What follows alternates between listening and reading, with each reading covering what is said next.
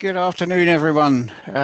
Tim Southam from Monaco Engineering Solutions International. A little bit of my background, just for a short time. I spent 8 years in electronic design, flew airplanes for a while, went into human factors research at the RAE at Farnborough. I'm a chartered ergonomist and a chartered fellow of IOSH. I think that's enough about me. You can read that in other slides, really. But we're here to really look at the human side of safety. And one of the issues is that we always have a certain and sometimes limited amount of money to spend. And we know that when we have an accident, then it costs an awful lot more to correct often what we've already known about for a wee while.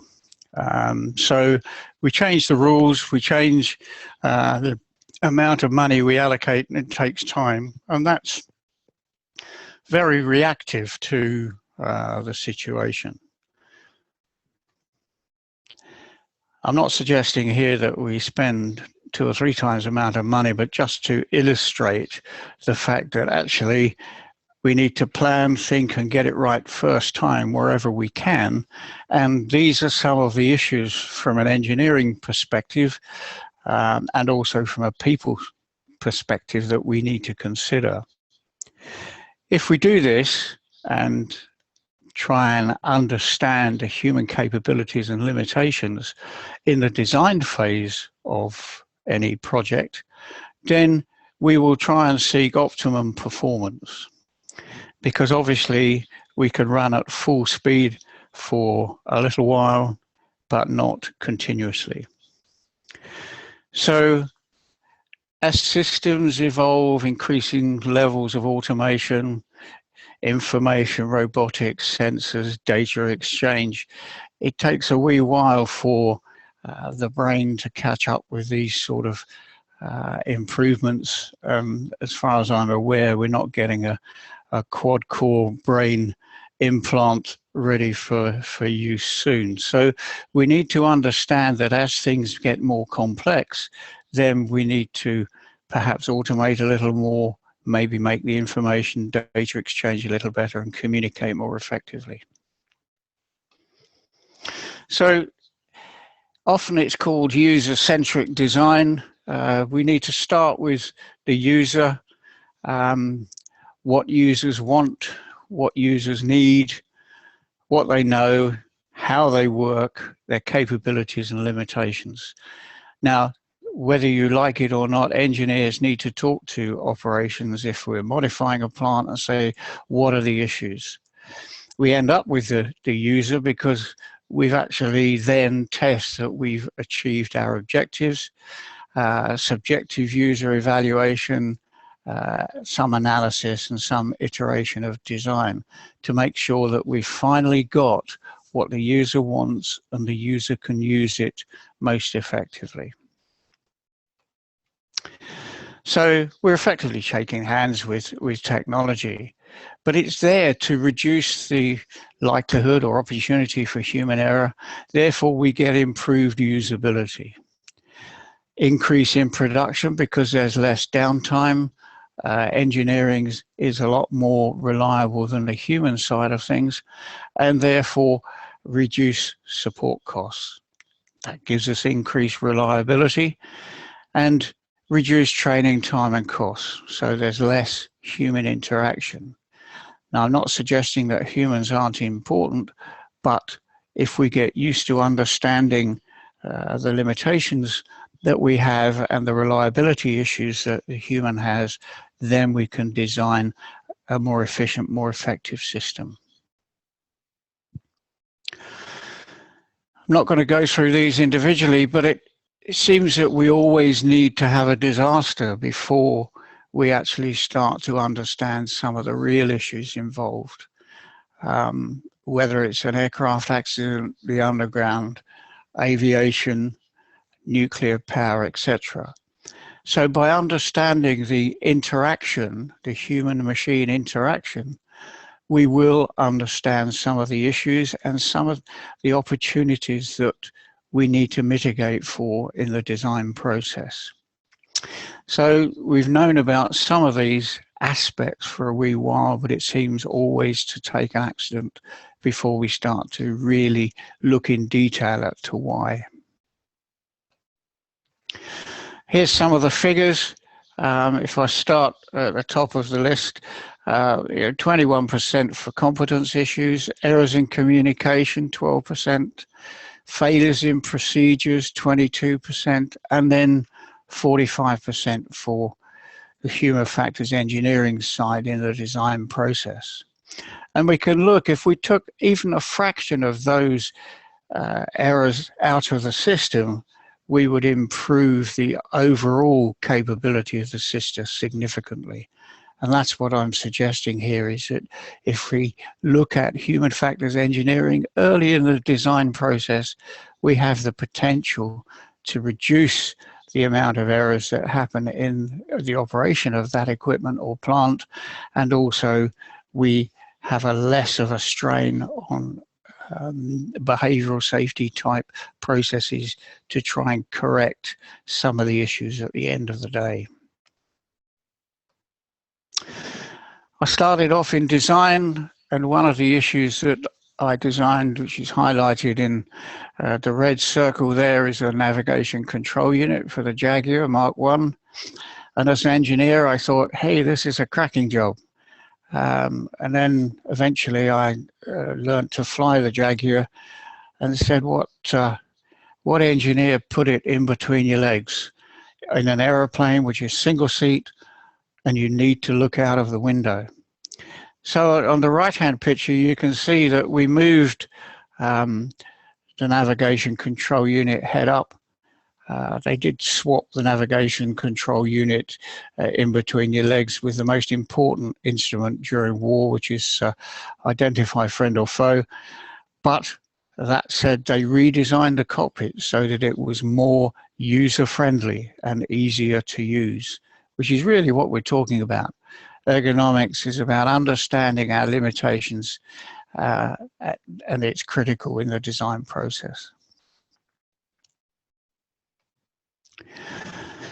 A lot of common issues that come out of incidents or day-to-day operations is poorly designed equipment or out-of-date, unworkable procedures. Communication is often highlighted. Shift handovers are often a problem. Training and competency don't often train for operations. Inappropriate time pressure and targets. Distractions, quite a clear issue here for day-to-day operations. We don't really define roles and responsibilities. And because we're all different, we have a different sense of situational awareness. So these are some of, if you look over many incidents, incident reports, you'll find some of these mentioned. So the job from a human factors perspective, ergonomics, as you might like to call it, is to make a smarter approach to user-centered engineering so that we can enhance performance. And that's not just plant performance, it's also human performance as well. Make it easy for ourselves, keep it simple. So looking at this on a graph, our aim of the day is to reduce the number of incidents, the number of failures, the number of potential issues that arise just out of going to work and trying to do the job of the day. So some of the engineering aspects that we need to look at are safety critical tasks, make sure that we have PHEA is predictive human error analysis, so that we look at where during this task can people fail, how can they fail, when is it going to happen, how can we stop it happening. So that's safety critical task analysis. Human machine interface, it's looking about what we put on big control screens, how we portray the plant as its operations, how we detect failure, and how we actually mitigate for that failure. We look at usability. We study how people operate, how they use the different bits of equipment, the interaction between control room operators and the radio, the telephone, etc. Some of those issues will have come up at a hazard operability study, but mostly the guide words that I've seen don't include human factors type guide words that are mentioned in the inspector's toolkit, which is a good reference document for what the inspectorate expect of understanding of human factors issues. The brain is only a 2-bit processor, but alarm handling seems to sometimes go a little bit out of control. In other words, we swamp the human in the loop with alarms and actions to do. So control rooms, how they're laid out, the screens, and how we have visibility of the various processes. So in design, it's important that we make sure that all the packages fit together, work together. We can look at the important bits. It's about access, it's about signs, it's about ability to maintain, and then look at the layout review. So if we've got a valve 15 feet above the ground, how are we going to operate it? How are we going to maintain it? And how are we going to replace it? Are the sort of questions you might like to ask during the design process. Then the organization comes into this in terms of often it designs training and competency assurance, etc. It looks at the number of resources and manning levels. We look at working hours and workload. Leadership and supervision play a key role in how we put the engineering into operations. Management of change is always an issue. And when I put alignment, what I mean, do the processes match together so that do you get paid at the end of the month? Do you actually get your expenses paid on time? All these little issues are about processes being aligned so that the input and output are all tied together. And the one at the bottom, perhaps the cornerstone of the organization, is how procedures are developed, how they're workable, how they're introduced. Are they simple enough? Do we carry an A4 folder in our back pocket when we go out onto the plant? This is the sort of issue that needs to be designed, and there's a lot of work going on to try and simplify procedures in the operational environment. We do have people, obviously, we need to consider people, and fatigue, we're all affected differently by our workload and how much work we have to do. Safety critical communications is important, and we must look at human failure in accident investigation and look at why it went wrong in some detail so that we can look at those factors and perhaps redesign the plant. And obviously behavior has a key aspect here. We can have the right procedures and the right processes, but sometimes we have an off day and just don't want to do it that way. That's what we want to correct in those processes. And that gives us an overall sort of view on how we're performing. Each of those little aspects will have an effect on the overall performance. And that then gives us the organizational culture. You can't change organizational culture head on. You have to change some of these individual little boxes here to influence how we do business. And then we get into the point where, say, put the human in the loop, and we all have a different approach to how we do business. Our ability to be aware of what's going on, our skills in perception, how we're affected by workload and stress, attitudes, fatigue, integrity, leadership and culture. And this isn't to say that our inbuilt cultures and the more 24/7 we operate in different cultures around the world, we all have a different way of perceiving safety and risk and hazard management. And obviously our education can affect the overall way in which we operate in a business.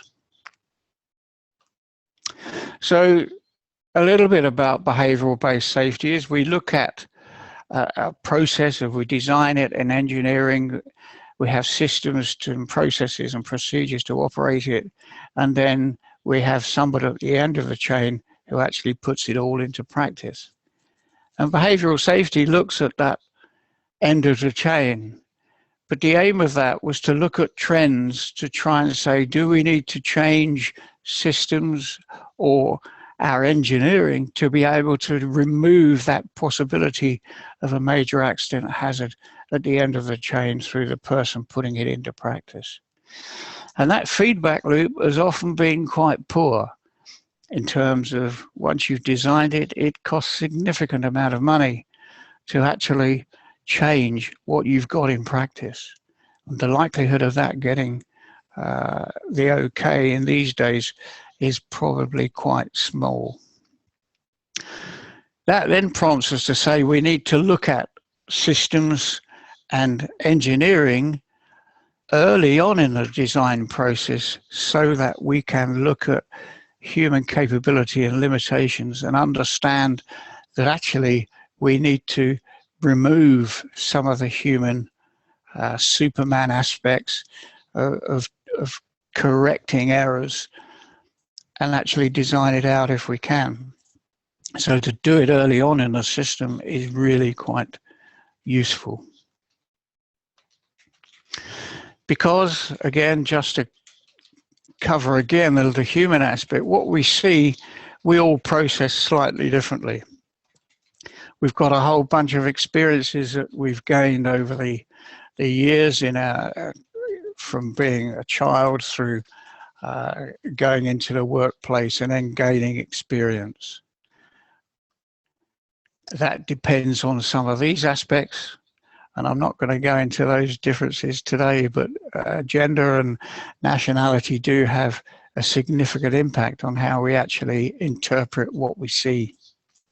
So again, that brings into line the main one being our experiences in life, and that then creates our own individual defense mechanisms of which prevent us necessarily from putting it all into practice. And as we mentioned on the other slide here, it impacts on how we perceive awareness and so on and so forth. So we are quite complex, we are very capable, but we also have some severe limitations which we need to understand early in the design process if we're going to stop some of the opportunities for people to fail in operations. We need to keep it simple, because if not, people will find a simple workaround. They'll dig a tunnel, they'll climb over the wall, they'll do things that are quite bizarre, but it's because it's complex and they, as an individual, may have identified a slightly simpler way of doing things. We need to understand why that happens and what that simplification impacts as far as major accident hazards are concerned. So if it isn't simple, people will find a workaround.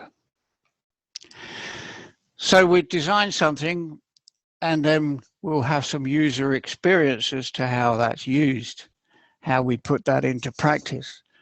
And often what will happen is that the design intention and the user experience will be different. You will find your own opportunity to highlight some of this. So if we ask the users what they would like and then design something that fits 95% of their requirement, then we'll probably get a better solution. I had a station commander who said you can walk us wherever you want for the next 3 months, and wherever you find a track, he laid a path which seemed like a very out-of-the-box thinking for someone in a military environment. But we can take pictures, we can show and identify areas where clearly the workaround has come into practice and that you know, there's a barrier there, but some people don't feel it necessary that they should comply with that. And therefore we have user experience as against the design coming into practice. One of the other issues about design is that if you go and buy a set of screwdrivers, as you get smaller, so does the handle. But I've not been aware of our hands changing size, and therefore it becomes more awkward for some people, particularly if you have fairly big hands, to use some of the equipment. We've got to think about how people are going to use the equipment when they put it into practice, and that's just an isolated case. So we call these performance influencing factors, and I'm just going to put these up because in the slower time you can perhaps look at some of the details here, but the main issues here is that we understand what affects us in our doing the work that we have to do, using the equipment that we have to use, accessing it, and so on and so forth. And sometimes weather has a significant impact. You just have to look at driving. We're getting into the winter season. We're getting foggy mornings. Do we drive with enough distance between us and the car in front, etc.? There's a lot of issues which come to mind in operating in different conditions. And these are just some of the suggestions that we need to look at. The HF issues that our regulator has are often put into this list. I'm not going to go through individual ones, but it's pretty standard. You just need to look at the HSE's website and under human factors, and you will get a lot of these issues. So if these are the issues that they're concerned about and where people interact and have errors or make mistakes, then we need to understand how that impacts the design of what we're doing. And that's actually why we need to do a human factors engineering screening workshop, to just bring out onto the table all those things about competency and how we do things now, and how is this project going to change? Is there any additional activities that we need to do to make sure that we're all working to manage the risk and hazards we have in the business, and that we loosely call safety, but it is about risk and hazard management. So improved performance, understanding the risks, particularly when it comes to people involvement, improve management so that we reduce the likelihood of human error or human failure, and then we meet regulators' expectations, and that is often puts a smile on their face that we've actually considered human in the loop, and we've actually started to understand the issues when it comes to designing plant and equipment for human use. If we look at, there's an international oil and gas producers document called OGP 454, and that has this sort of process identified. In other words, we look at HFE screening early on in the design. We develop a human factors engineering strategy that leads to a plan of how we're going to deal with some of those issues in the design analysis. We validate that design and we make sure that we've actually put that plan that we designed earlier into practice and overcome some of the issues which we've brought up.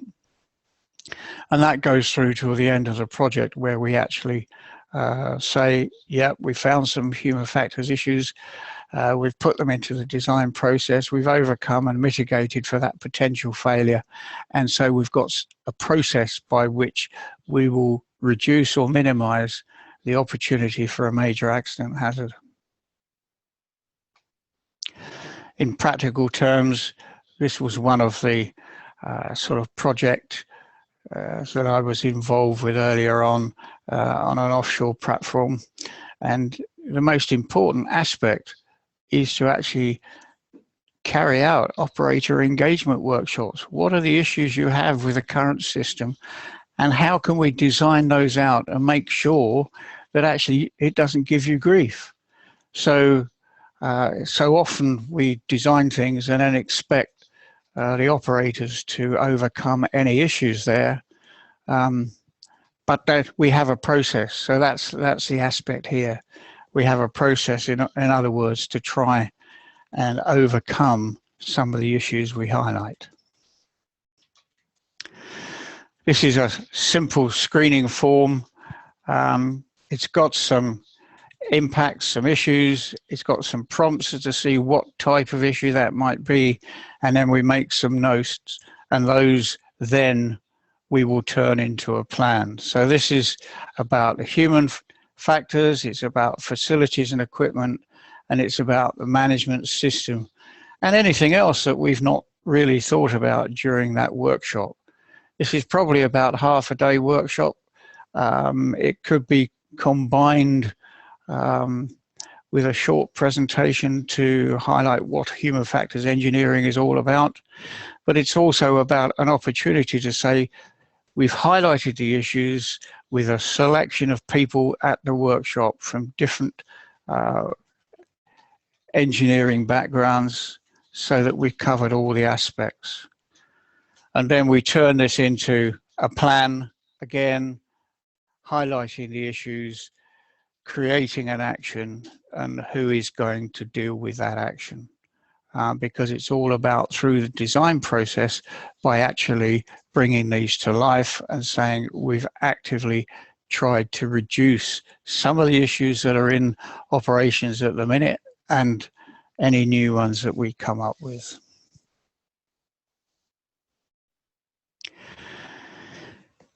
This is just an opportunity to say that this guy is 6'4", and a package has been designed and installed at a chemical plant in the north of Scotland. I won't tell you the name, but even he has trouble reaching the valves to operate them.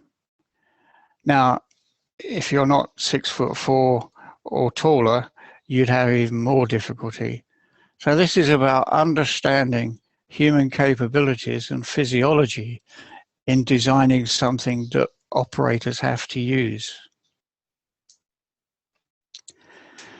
There are some regulations, there are some guidance documents that suggest the type of process we should have. Either, in the previous picture, we could say, well, we need to design this with a platform so more than one size of person, more than one cultural background could use this.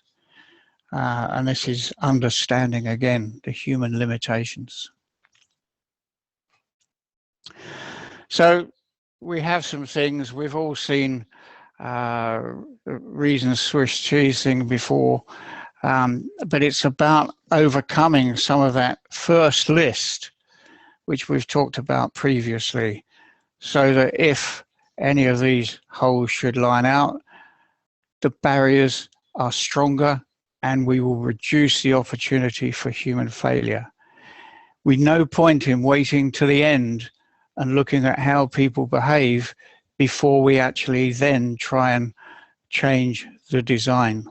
It's far more efficient and effective if we can try and look at the human in the loop early on in the system, and then we hopefully will create more efficient, effective, and stronger barriers to stop this thing happening. Some examples of how, it's a bit of a cartoon top left, but the middle picture of a guy he's in a drilling doghouse. He's trying to lean across and talk to a microphone, which happened to be tied up with string, but he's using his left knee as a transmit button. His right foot is on the accelerator for the top drive, and his hand is controlling some other valves and things that he needs to operate.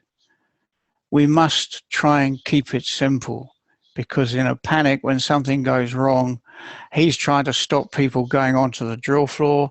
There are companies that have actually had fatalities by something going wrong with the top drive.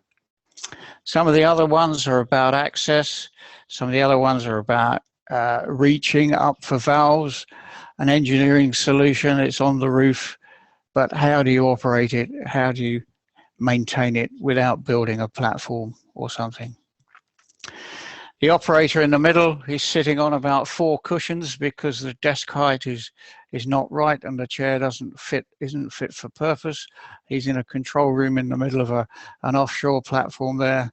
And then we've got some maintenance activities going on, and the issues about getting access to boxes, switches, etc. And then the bottom left, I'm glad to see that they've made a movie out of this, because he's an ex-military pilot, but he actually did something that his first officer thought was completely mad. He's going to land in the water. Of course, air traffic don't understand that. Air traffic don't really understand that actually, had he tried to get to one of his diversions, that he might have killed an awful lot more people. But everyone was alive and well. I won't say they were dry because they got wet feet, but if that's the worst thing that could happen. And I understand Tom Hanks has done a good job of playing Sully. But there we go.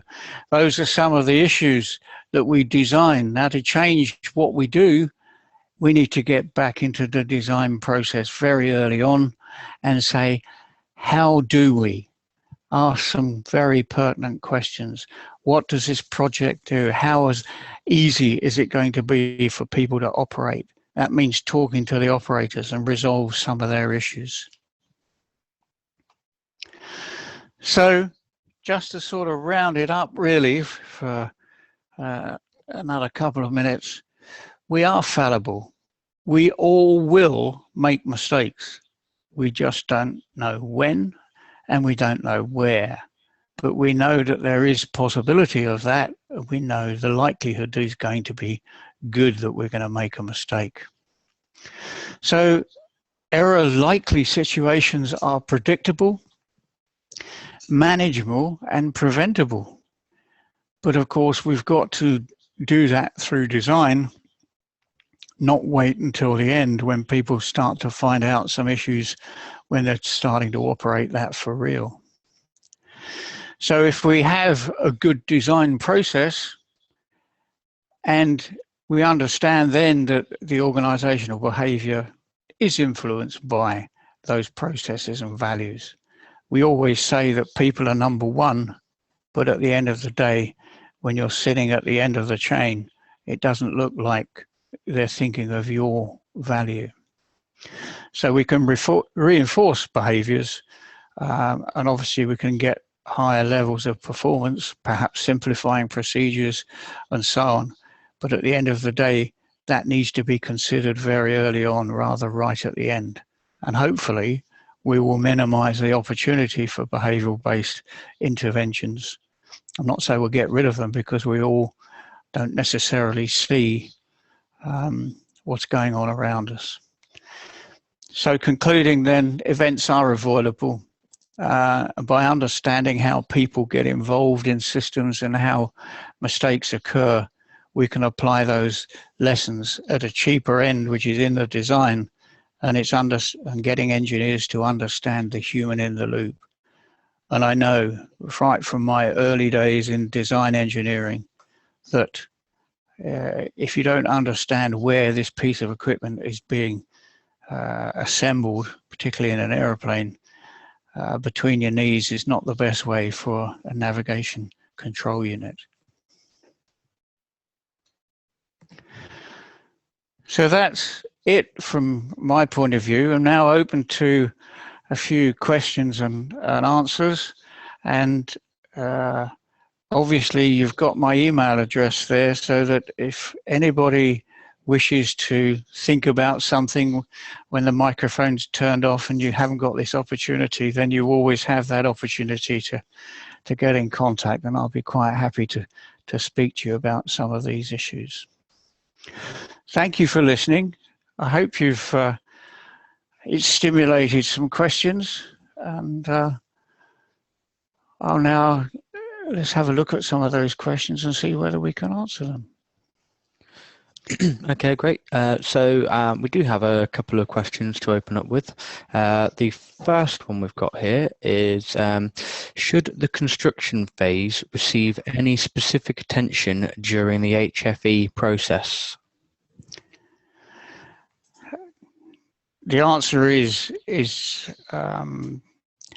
perhaps yes, in terms of there should be in the design process, design and constructability reviews, two separate reviews in the design process, primarily to look at design issues, and the second one, constructability, is any issues around access and so on, particularly when you're modifying something like an offshore platform, emergency access, emergency routes, aspects of construction, how we're going to get some of this new material into where we want to use it and how we're going to move it from place to place. So yes, there is a consideration of human factors engineering in terms of how do we put this design into practice? And it's asking those questions which I mentioned earlier on, which actually say, you know, how do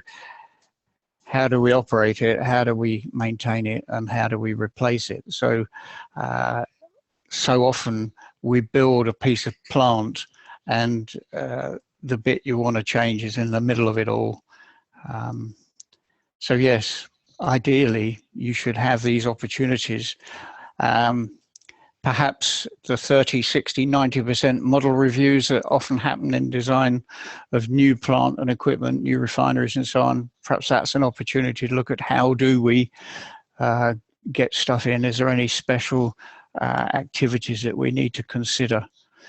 Because particularly if you're changing on a regular basis from one system to another, you need to look at the human impact on how is the control room operator going to handle two different systems going on at the same time. You know, how is his awareness going to be affected? So there's always an opportunity during construction to say, have we considered this? And if not, how do we need to modify it?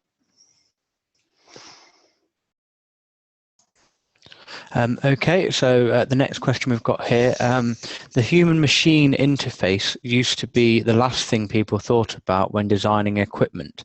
However, with old systems still used, how do employers manage this? HMI is often, you're absolutely right. It's never an easy step to go from old system to new system, and sometimes there's always some legacy issues that are left over.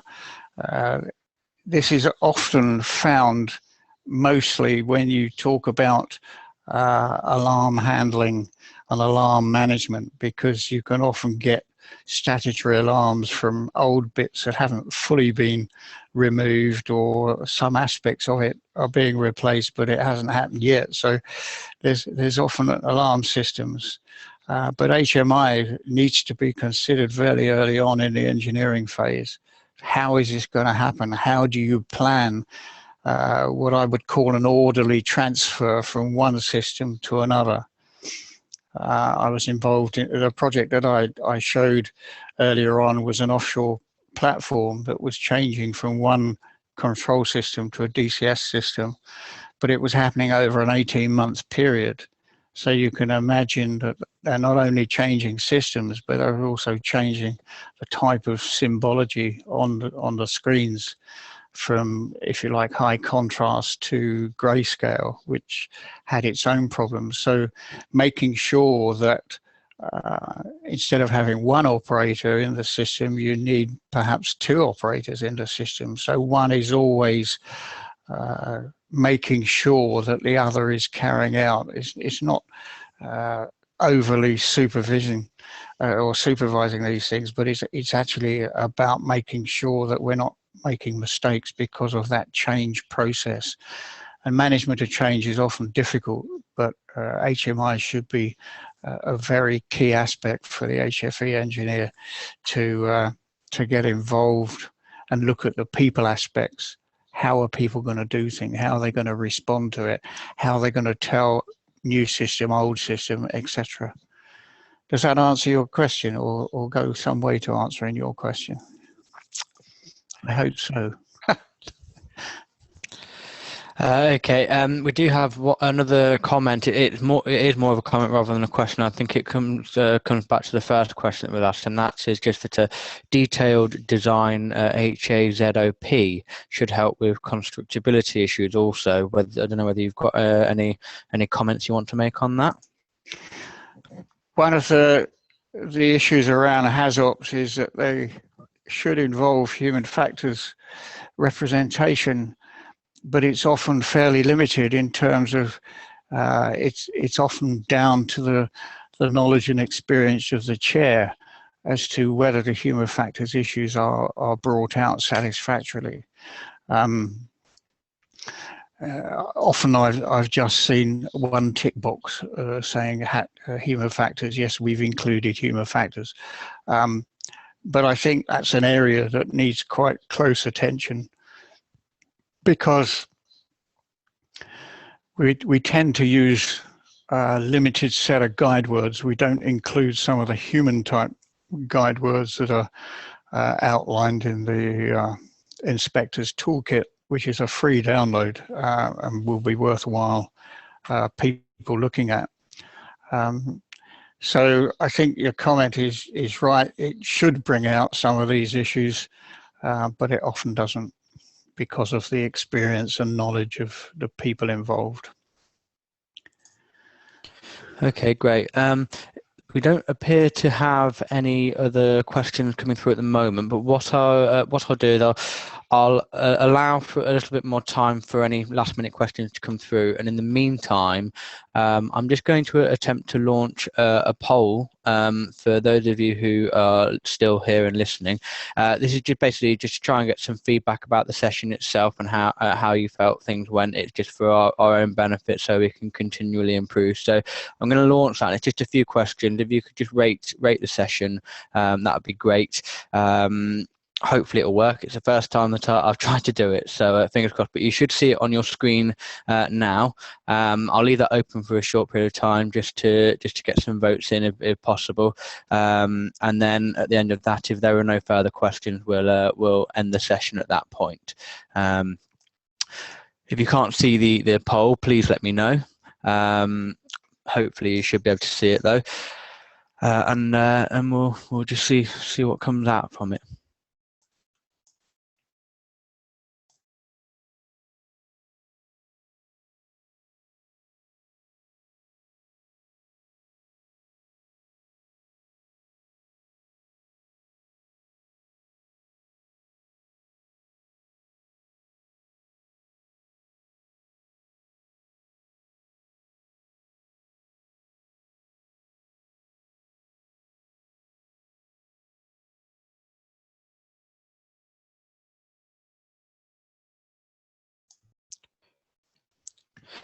Okay, that's great. So I have left so we've had quite a lot of votes come in, which is fantastic. I do appreciate that. What we will now do is the session, we're going to finish the session at that point because it doesn't look as though we've got any further questions in. So I just want to take the opportunity to thank Tim for coming and delivering this session, and hope you all found it very useful. And this session has been recorded as well, so obviously you will be able to review it, play it back at a later stage. I'll be emailing out to all of you just to provide you with all of the details. So you should receive that email either later on this afternoon or at some point tomorrow. So that's it from us, really. So thank you very much for attending. Hope you enjoyed the session, and we'll see you soon, hopefully. Take care.